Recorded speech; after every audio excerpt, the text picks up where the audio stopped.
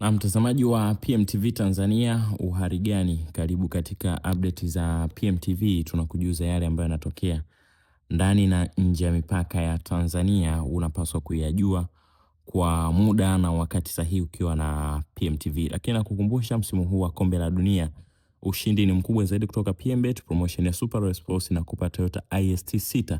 Promotion mpya ya Daka Ndinga IST6 zinatoka kwenye wiki hizi 6 za kombe la dunia. Tayari moja ishatoka, zimebaki 5. Mshindi ajaye kila Ijumaa anatoka, huenda kawa ni wewe. Bashiru na PMBet ili uweze kutengeneza nafasi. Sasa muda huu ninayo update ambayo inasema mtoto mbaroni akituhumiwa kumuua baba yake Dar es Salaam afukia mwili chumbani. Polisi kanda maalum ya Dar es Salaam imemtia mbaroni Juma Ramadhani mwenye umri wa miaka 21 maarufu kama Juli, mkazi wa Ubungo, kwa tuhuma za kumuua baba yake mzazi Ramadhani Jafari mwenye umri wa miaka 47 maarufu kama Muna, ambaye awali aliripotiwa kupotea. Kwa mujibu wa polisi, baada ya kudaiwa kufanya mauaji hayo, polisi ilieleza kuwa mtuhumiwa alichimba shimo ndani ya moja ya vyumba vya nyumba hiyo na kufukia mwili wa baba yake ambaye kabla ya kifo chake alikuwa akitumia chumba hicho.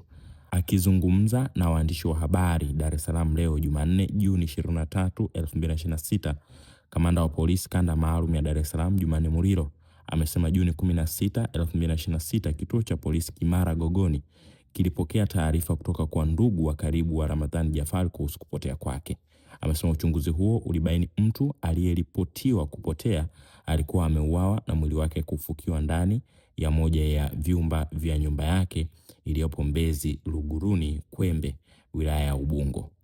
Uchunguzi wa awali ulionyesha mtuhumiwa wa mauaji hayo alikuwa mtoto wa marehemu ambaye naye alikuwa ametoweka baada ya tukio hilo, alisema Muliro.